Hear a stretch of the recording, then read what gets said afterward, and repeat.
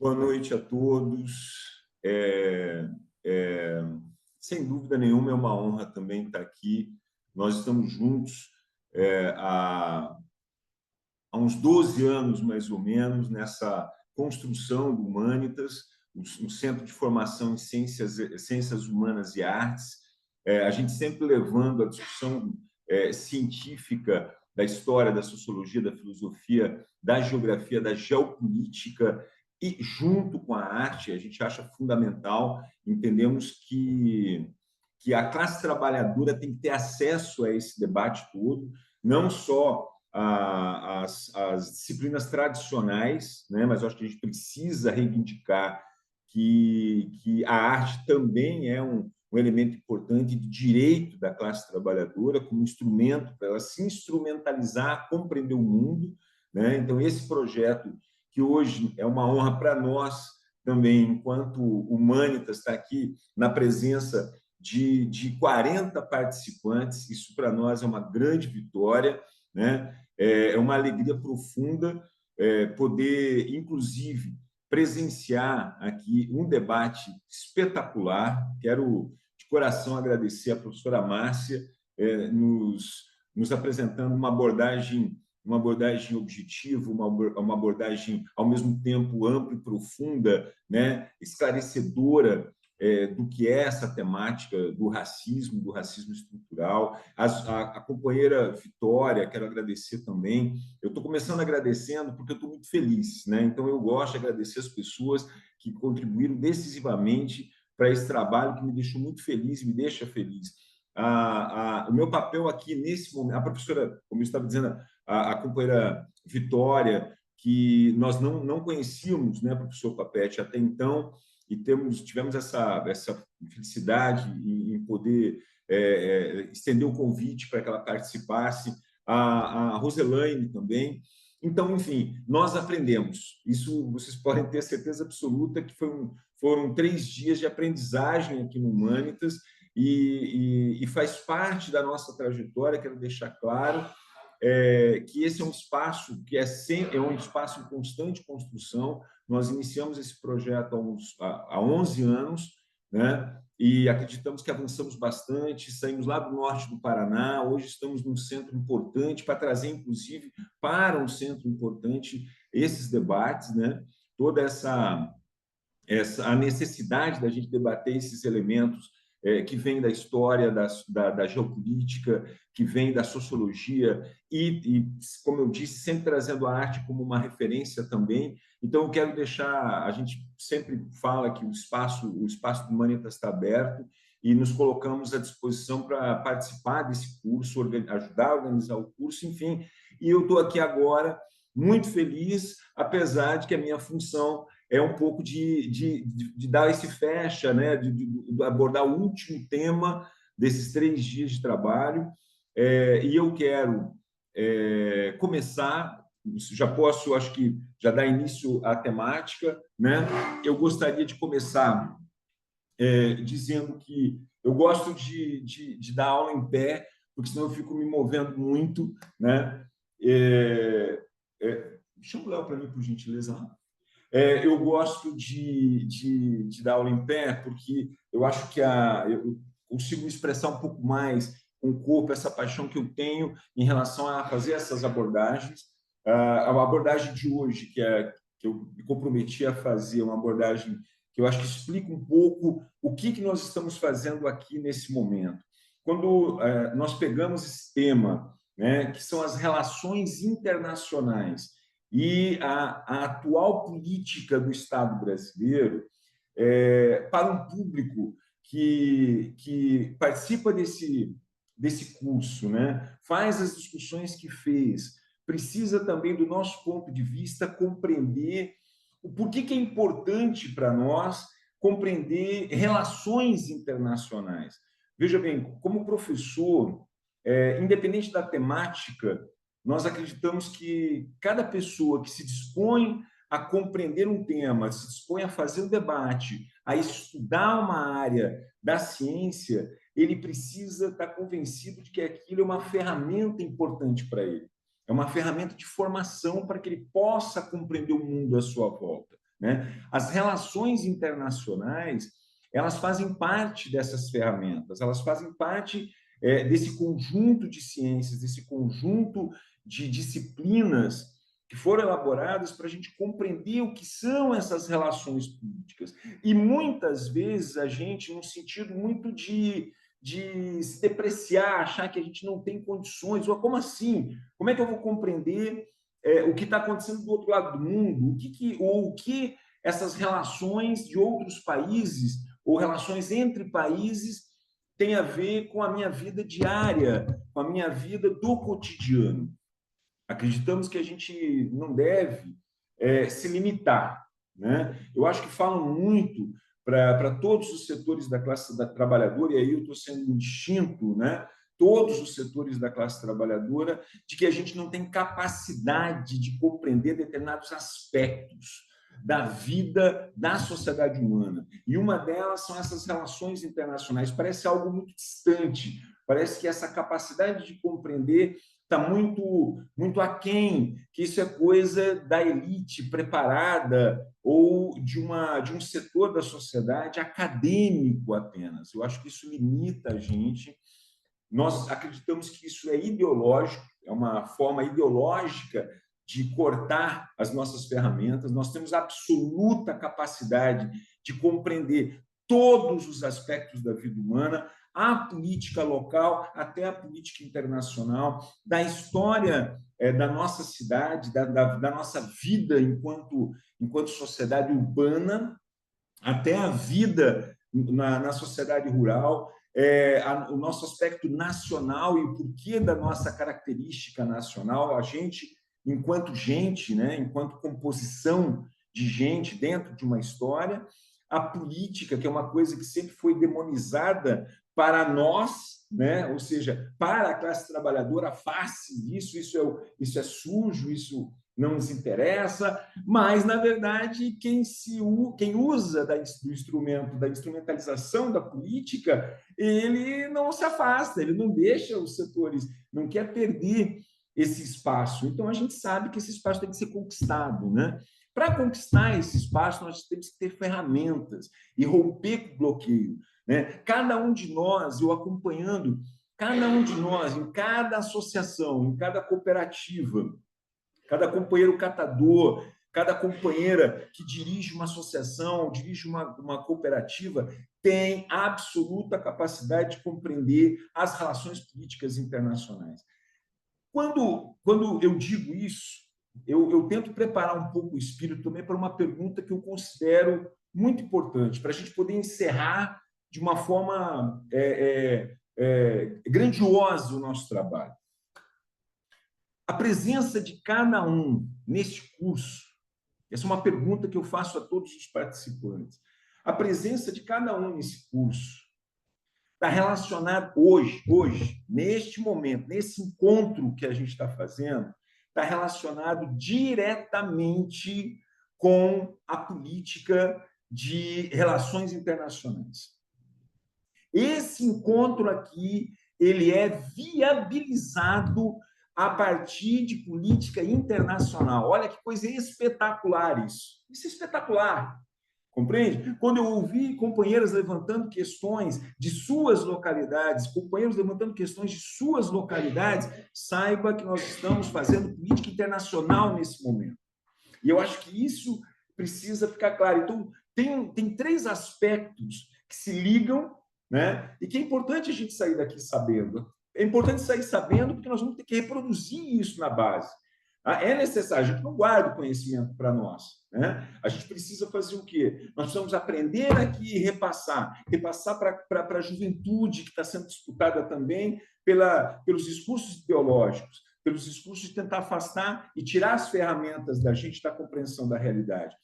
Eu defendo que cada um tenha a capacidade de entender, e nós vamos mostrar isso, né? Sobre as relações internacionais e o papel do Estado brasileiro. Este curso, Relações Internacionais e ODS 18, é uma triangulação absolutamente ligada. E se você está ligado neste curso, as relações internacionais do S18 precisa sair daqui compreendendo. Precisa sair daqui compreendendo isso. Senão a gente se limita, né? A professora Márcia, que eu achei uma exposição espetacular, ela vem e abre um aspecto da ODS 18 que é fundamental, né? Que é o seu cerne. Não sou eu que vou falar sobre esse aspecto. Não sou eu que vou falar sobre esse aspecto.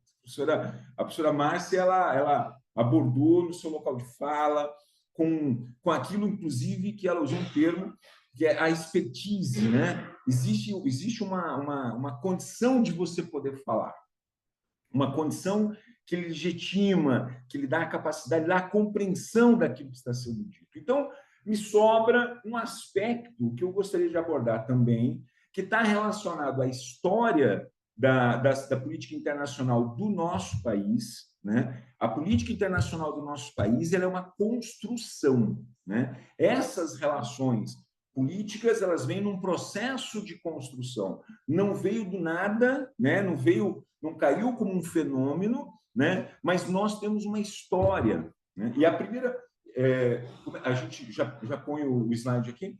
A primeira questão que eu queria levantar, inclusive, para vocês era essa. Ó, cada um precisa sair desse curso compreendendo o porquê que ele precisa entender relações internacionais, e que isso não é algo distante, certo? Até porque ele está aqui em função disso. Aí nós a levantamos, e essa é a nossa temática. Estou apresentando aqui com a ajuda do professor Léo, nosso parceiro também desde a nossa fundação. Essa é a nossa temática, atuais tendências das relações internacionais. Nossa, isso não é um monstro, né? Nós é que vamos devorar essa temática, compreende? Não é ele que vai nos deixar isolados, não. E o papel do Estado? O que a gente está fazendo aqui, né? Vamos passar o próximo, professor? Maravilha. Isso. Está todo mundo conseguindo me ouvir?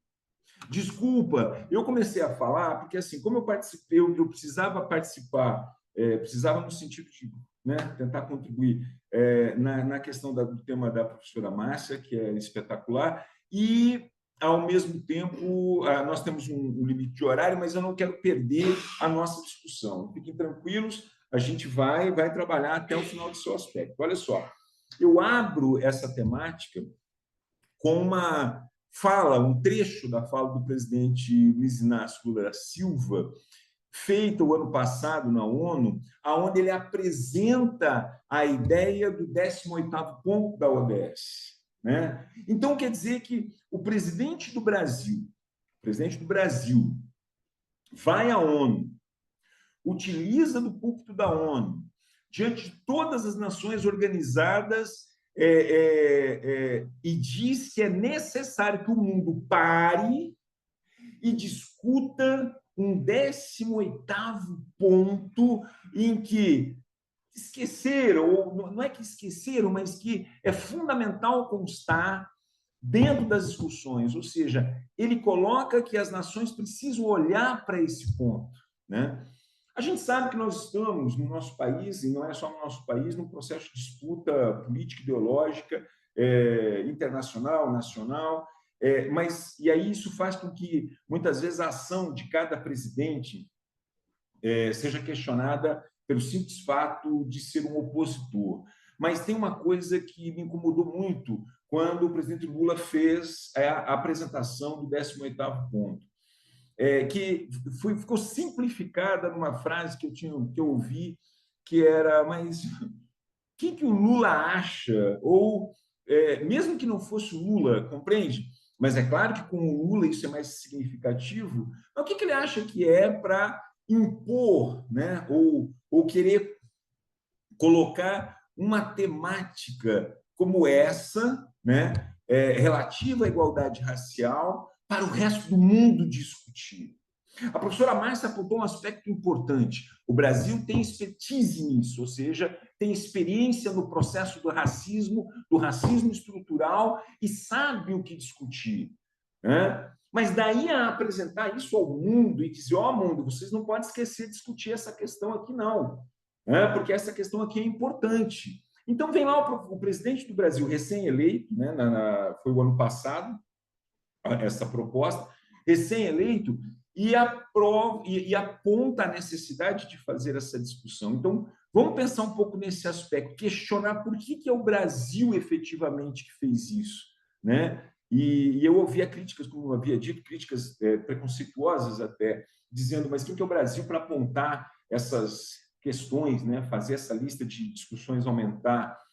E isso me leva, deixa eu colocar deixa eu colocar um próximo slide aqui. Isso me leva a uma pergunta, né? Agora, a minha segunda pergunta. A primeira pergunta eu fiz como professor. Como professor. Ninguém pode sair daqui sem compreender o que estava fazendo nesse curso, né? E um curso que termina com a temática, Relações Internacionais, entendeu? Então, eu quero trazer você para cá. Mas aí eu coloco o seguinte: o que deu ao governo brasileiro a legitimidade, ou seja, ele se coloca fazendo a questão e passa a ser ouvido por isso, tem que ouvir, porque não é qualquer governo. Por que não foi a toda poderosa França, os Estados Unidos, Japão ou outras nações consideradas nações mais poderosas do mundo, a Inglaterra? Por que o Brasil vai lá e isso significa ser legítimo, quer dizer, ele pode fazer isso, propor o 18º ponto da ODS. Veja, meus amigos, eu não quero questionar o ponto, eu estou questionando a relação internacional. Ora, quem é o Brasil para fazer isso? Então, agora eu quero mostrar quem é o Brasil dentro do processo histórico. Eu estou falando da nossa diplomacia, eu quero fazer um resgate para que cada um compreenda, do ponto de vista histórico, por que nós temos, sim, legitimidade. Né? Tem um aspecto apontado pela professora Márcia, nós temos expertise nisso, nós temos a experiência histórica no Brasil da vivência racista, da vivência do processo escravagista e do debate sobre a escravidão e o racismo estrutural. Mas nós também somos ouvidos lá fora, compreende? Eu quero tentar, de certa forma, questionar aquilo que uma vez foi criado, um conceito que eu achei genial, muito à nossa cara, né? Que é o conceito do viralatismo, né? Da gente não acreditar que é importante que o Brasil, como uma nação que tem um Estado Nacional estruturado, tem uma política de relações internacionais que a sua trajetória está dentro da diplomacia brasileira. A diplomacia brasileira é respeitadíssima lá fora. Então, em função disso, eu quero apresentar para vocês 4 momentos.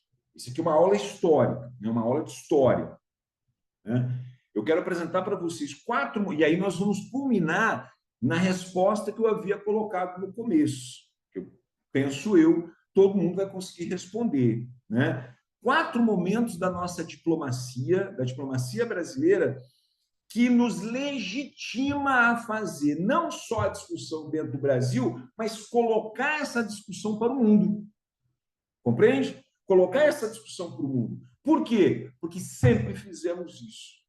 Sempre fizemos isso em relação a uma série de temáticas ao longo de uma história da diplomacia brasileira, que vem culminar agora com as últimas ações relativas ao atual governo, tá certo? Em que nós estamos envolvidos nesse processo, nesse momento. Então, a primeira coisa que eu queria era falar para vocês que a diplomacia brasileira ela não nasce nesse momento histórico que eu coloquei aqui, ela nasce muito antes, né? Mas não é o nosso entendimento agora que esse processo anterior ele é importante nesse momento, mas nós escolhemos 4 momentos que é muito significativo. Como é um curso curto, né, eu sistematizei isso nesses 4 momentos. Então, o primeiro é essa discussão que foi levada à ONU. Ela foi levada até a ONU, né, pelo governo brasileiro, dentro dessa última gestão, agora 2023, né? Mas nós não estamos presentes na ONU, na Organização das Nações Unidas, há pouco tempo. Não, então, do ponto de vista histórico, é importante que cada um compreenda e saiba que a ONU, que o Brasil esteve no processo de fundação da ONU. quando ainda quem participou desse processo de fundação eram apenas 51 signatários, 51 nações representadas ali. Né? E a ONU ela é formada a partir de um contexto de necessidade da própria sociedade humana dentro desse processo de conflito que ela estava saindo. Eu estou falando da Segunda Guerra Mundial.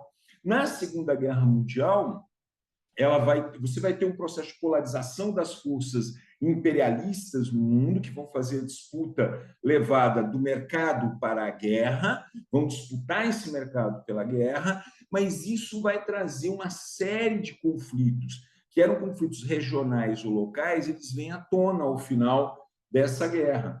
E o Brasil, nesse momento, ele participa da tentativa de você criar um organismo internacional que evite você levar, em certa medida, esses conflitos locais, né, ou regionais, e a gente vê que esses conflitos permanecem, né, e aí vocês vão ver por que o governo atual tem legitimidade, inclusive, de pôr o bedelho lá, né, em guerras atuais, mesmo que na Europa, mesmo que na Ásia, está lá o Brasil, como dizem alguns, se metendo. Né? O que faz o Brasil se metendo no conflito lá da Rússia com a Ucrânia? O que faz o Brasil se metendo na questão da Palestina? Vou usar as palavras que para mim são muito claras, do genocídio na Palestina. O que faz o Brasil se metendo nessas questões? Então é importante que todo mundo saiba que o Brasil sempre se meteu. Isso está na nossa história. Isso está na história da nossa diplomacia, e isso é um orgulho para o Estado brasileiro e para a nação brasileira, porque nós somos ouvidos, e isso, inclusive, faz com que a gente seja convidado constantemente como mediador desses conflitos. Né? Obrigado. Então, o primeiro elemento que eu acho importante,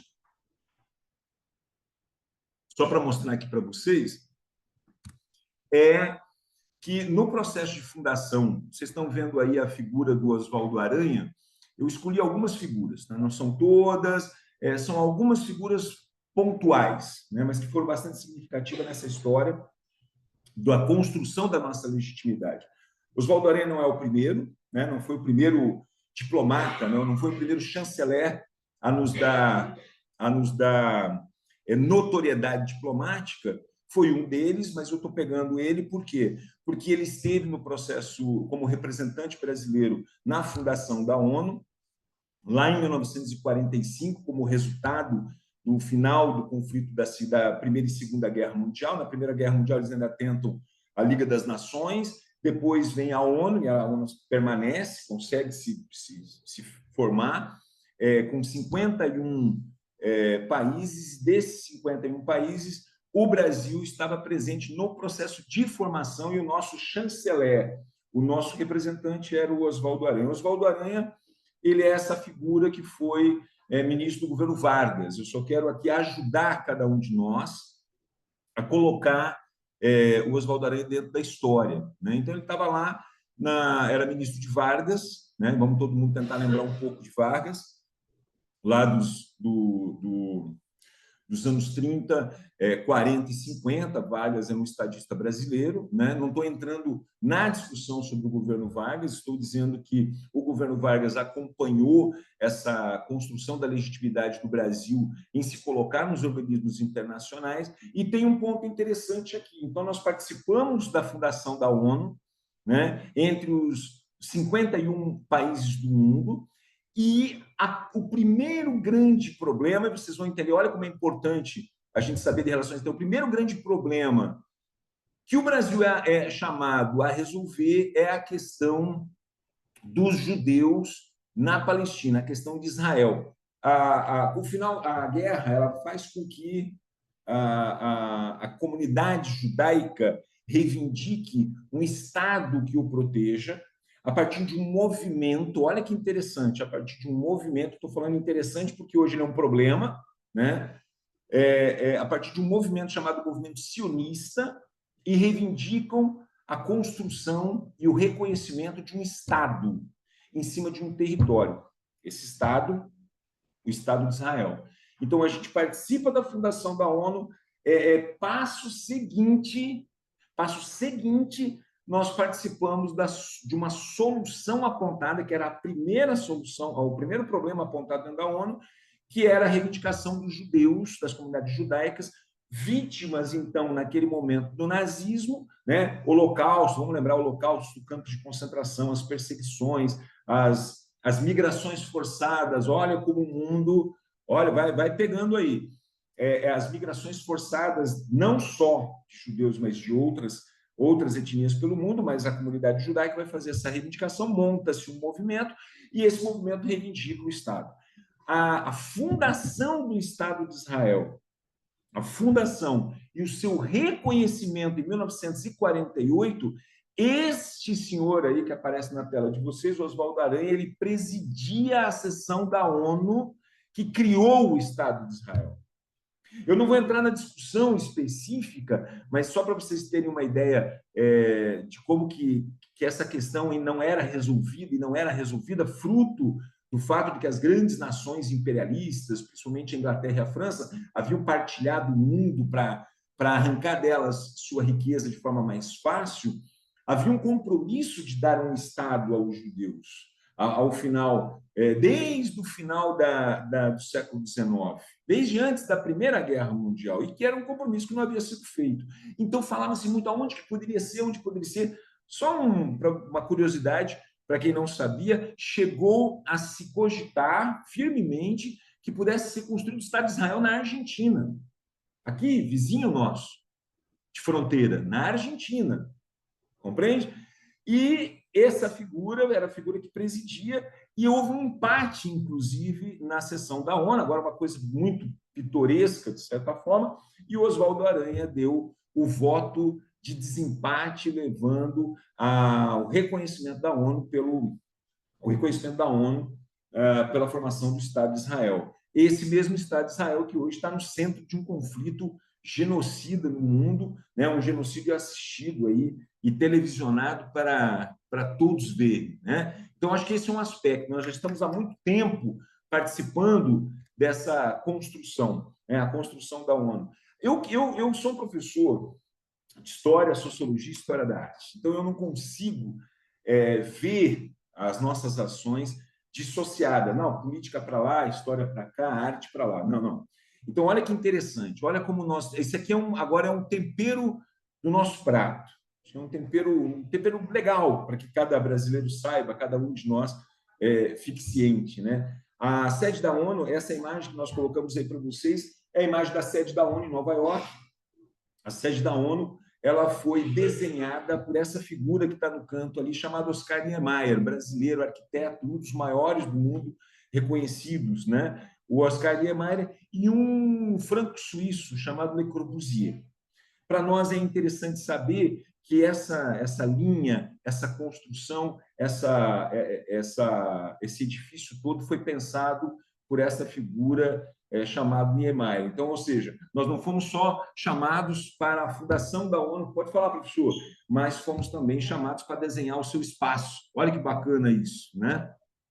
Ok, deixa eu pegar aqui, controlar meu tempo. Ah, não, fechou. Olha só. Mas eu preciso mostrar para vocês esse aqui é maravilhoso, né? E eu queria que vocês tivessem a paixão que eu tenho por essa obra aqui. Olha só, esses tempos eles estavam no Brasil. Há alguns anos essa obra foi trazida ao Brasil. Ela é gigantesca, ela é enorme.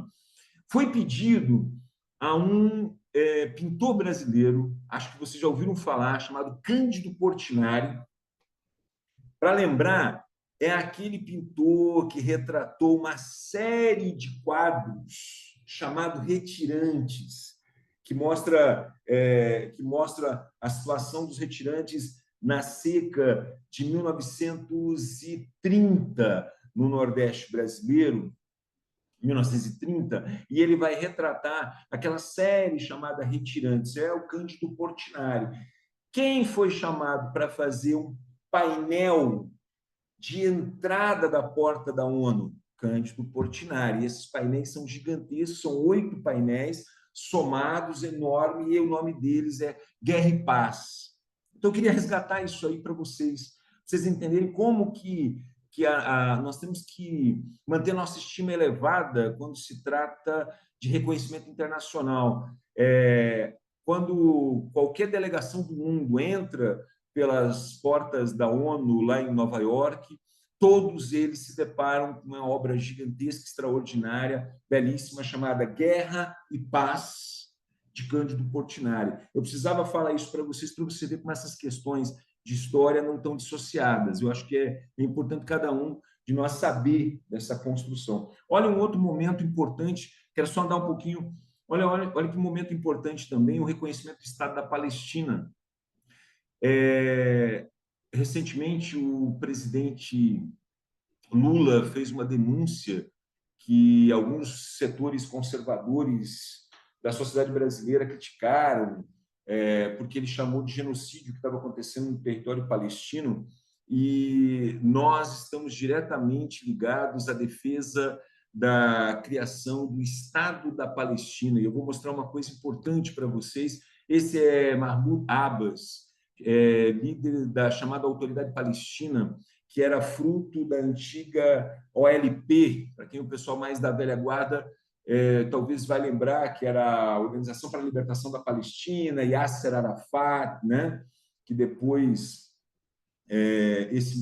a OLP vai virar a Autoridade Palestina, e esse é o grande chefe da política na Palestina, e ele coloca para o mundo o peso que o Brasil teve, olha a legitimidade, na defesa da Constituição do Estado palestino. Aquilo que os judeus, olha que extraordinário esse elemento da história, aquilo que os judeus reivindicavam ao final da Segunda Guerra, lá em 1940, 45, a Palestina hoje, a população árabe palestina hoje faz a reivindicação, décadas depois, de um Estado para a sua proteção, de um Estado que garanta a proteção da sua população civil e que consiga organizar a sua nação, né? E aí vai lá, novamente, o Brasil se posiciona a favor da criação do Estado da Palestina, é o primeiro a fazer isso. Esse slide que estou colocando aqui para vocês, a Palestina, rapidamente, para não ficar no ar, né, para a gente poder visualizar a Palestina aqui em 1947, essa área em verde ocupada pelo árabe palestino legítimo, o legítimo da região, originário da região. Vou usar um termo que agora está sendo bem resgatado, a ideia do originário, né, aquele que originalmente estava naquela terra,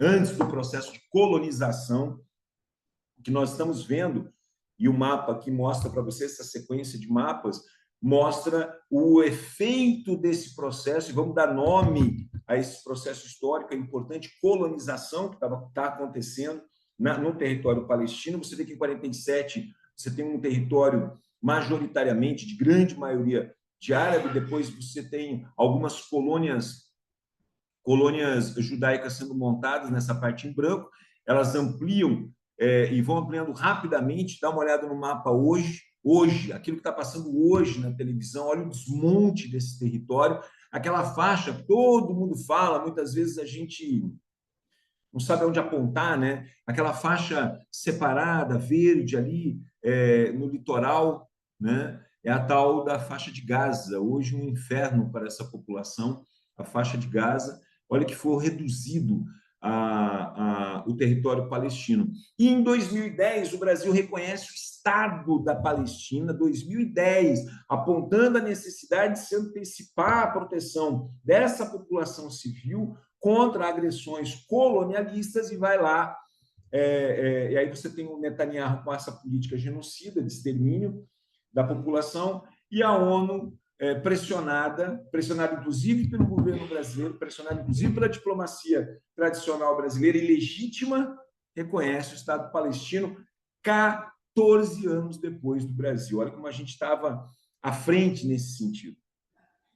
Tem um elemento menos conhecido, mas eu acho importante a gente só mostrar, porque a minha ideia é criar em cada um de vocês a ideia da nossa legitimidade, por que a gente se mete nessas questões, por que o mundo nos ouve, a independência de um país de mesma língua que a nossa, porque havia sido colonizada por portugueses, o Timor-Leste.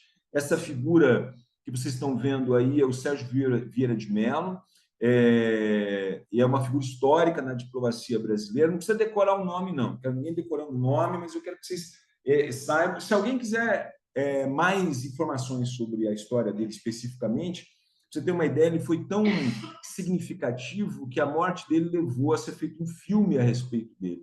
Quem faz o protagonismo, o papel principal do Sérgio é, só para vocês saberem, é o Wagner Moura. O filme é espetacular e mostra qual foi a ação do diplomata brasileiro no reconhecimento de um país pequeno, esquecido pelo mundo, chamado Timor-Leste, lá do outro lado do mundo, que era vítima também de uma outra nação colonizadora, a Indonésia. O Sérgio Vieira de Mello, mantendo a tradição da diplomacia brasileira, dirige todo o processo de apoio da ONU. Ele era enviado da ONU, vai, em nome da ONU, inclusive, participar de um governo de transição para a formação de um governo legítimo lá no Timor-Leste. Timor-Leste fala a língua portuguesa, e isso mostra... e eu peguei só esses pequenos entre aspas, só poucos pontos para mostrar que nós estamos inseridos nessa discussão das relações internacionais há muito tempo. Né? Sérgio Vieira de Mello, brasileiro que marcou as negociações na Guerra do Iraque, ele morreu dentro da sede da ONU em Bagdá, negociando o fim da Guerra do Iraque. Né? É uma figura histórica da diplomacia brasileira, acho necessário ser reconhecido nesse sentido, né? Que mostra essa legitimidade. Bom, e aí, o quarto momento, eu diria que é hoje. Peguei este momento para trabalhar com vocês, por quê? Para entender o que estamos fazendo aqui e também para compreender que o que está acontecendo hoje, né, quando o presidente brasileiro ele apresenta esse 18º ponto para que o mundo discuta e mostre essa preocupação, vem logo depois de um apagão diplomático. Olha como isso foi terrível para a história da diplomacia brasileira, né? Nós tivemos um apagão diplomático de 2018 a 2020, eu acho que todos nós sabemos, é importante a gente deixar isso registrado na história. Esse apagão diplomático veio com o governo anterior, né? O governo Jair Bolsonaro. O Brasil virou um pária internacional. A eleição do presidente Lula e a retomada da política internacional brasileira, ela faz com que a gente volte a participar e a ser chamado para participar de mediações desses conflitos internacionais, né? Como, por exemplo, o conflito Rússia e Ucrânia. É isso que a gente está se metendo lá, está se metendo porque temos a legitimidade de fazer a denúncia do genocídio palestino, com a defesa do Estado palestino e também dirigir, está no centro da discussão e do debate do G20, que, inclusive, aqui na cidade do Rio de Janeiro, vai sediar, mais uma vez, aqui no Rio de Janeiro, mês que vem, vai estar sediando o G20 com uma agenda social, uma agenda ambiental dentro dessa questão da crise climática, e aí legitima o porquê que nós temos essa tradição e, portanto, é tão legítimo colocar um 18º ponto. E o que isso tem a ver conosco? Em função disso, a União Europeia pede, né, a União Europeia pede, não, o governo brasileiro pede que essa discussão se alastre, né, que ocorra, e nós trazemos para o Brasil, trazido para o Brasil esse debate, o debate da ODS 18, e nós acabamos sediando esse debate aqui com esse curso com vocês. Tá certo? Bom, eu sei que foi um pouco puxado, né? Mas eu queria terminar com essa conversa, né? Apontando como que é importante a gente reconhecer que nós temos protagonismo dentro do campo internacional e que as nações nos ouvem. Né? Elas nos ouvem, elas nos chamam e pedem que a gente faça essas mediações e pedem que a gente cedie esses debates. Eu agradeço o tempo que vocês ficaram ouvindo, eu agradeço e espero que eu tenha contribuído, né? Eu sei que o tempo é curto, mas, enfim, é o que nós estamos aqui apresentando para vocês. Eu agradeço a todos, obrigado pelo espaço. Tá certo?